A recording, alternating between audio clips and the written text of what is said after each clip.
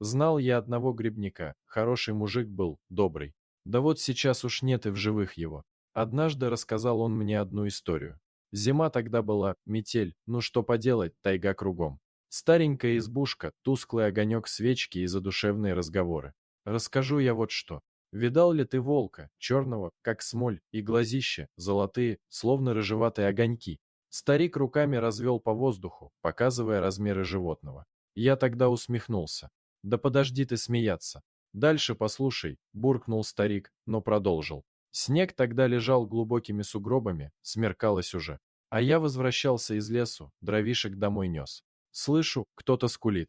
Я уж подумал, что собака заблудилась, да только уловил я потом звуки, похожие на вой, да такой жалобный, протяжный. Решил я посмотреть, что же такое там происходит. Раздвинул кусты и испугался.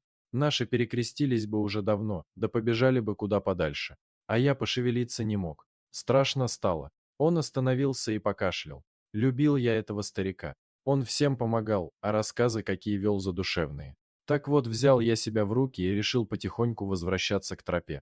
И случайно бросил взгляд вниз, на чистом, белоснежном снегу лежали капли алой крови. Присмотрелся я, волк в капкан угодил, лапу придавило. А рядом с ним другой все мечется да мечется. То подойдет, лизнет, то вновь уходит. Черный, как смоли, глаза золотые. Волки– умные животные. Он сразу меня заметил, но не напал.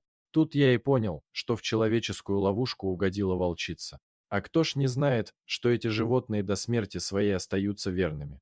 Вот и кружил черный красавец вокруг любимой, помочь пытался, да только вот бессилен он был. А она лежит и смотрит на меня так грустно и глубоко, как будто и не на меня вовсе, а в душу мою. Извелась бедная, устала. Ночь накрыла лес, с югу веяло сильным холодом, метель, видно, идет. И тут подумал я, что помочь волку надо, иначе погибнет его волчица.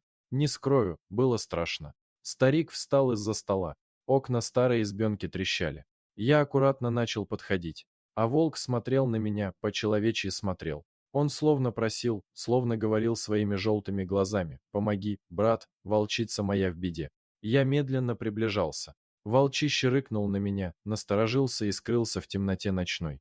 Только знал я, что он здесь, смотрит на меня, и при любой возможной угрозе он будет готов разорвать на кусочки, лишь бы его любимой ничего не угрожало. Волчица смирно лежала, утопая в снегу, видимо, уже была готова проститься с жизнью. Тут я схватился за капканы, что есть сил, раздвинул его, благо, старый, ржавый. Руки в кровь ободрал. И тут выпрыгнул он, волк, порожденный самой ночью. И увидел я, как огоньки глаз его сказали мне спасибо. «А что же дальше?» – спросил я. А дальше я ушел. Метель надвигалась, да и помог я волку-то. И вот поздней весной возвращался я с корзиной грибов, вечерело. Шел я, подпевал вечерним трелем пташек и резко остановился. Смотрю, а передо мной медведь, да большой такой.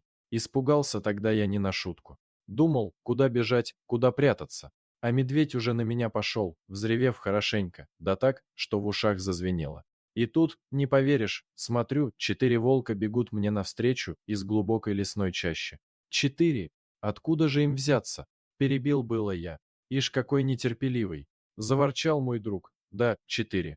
2 волчонка, видимо. А впереди сей небольшой стаи, словно на крыльях ночи, тот самый волк летит. Пробежали они мимо меня, да медведя стали прогонять. А позже и вовсе скрылись. Обрадовался, да стал возвращаться дальше и гляжу, в чаще высоких сосен, на холмике, блеснули знакомые золотые глаза, которые по-человечьи когда-то просили меня о помощи. Отблагодарил меня демон этот черный. Старик улыбнулся.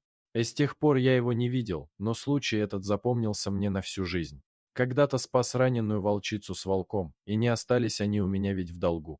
Жизнь мою, короткую, спасли. Вот такую историю поведал когда-то мне мой друг, которого сейчас, увы, уже нет.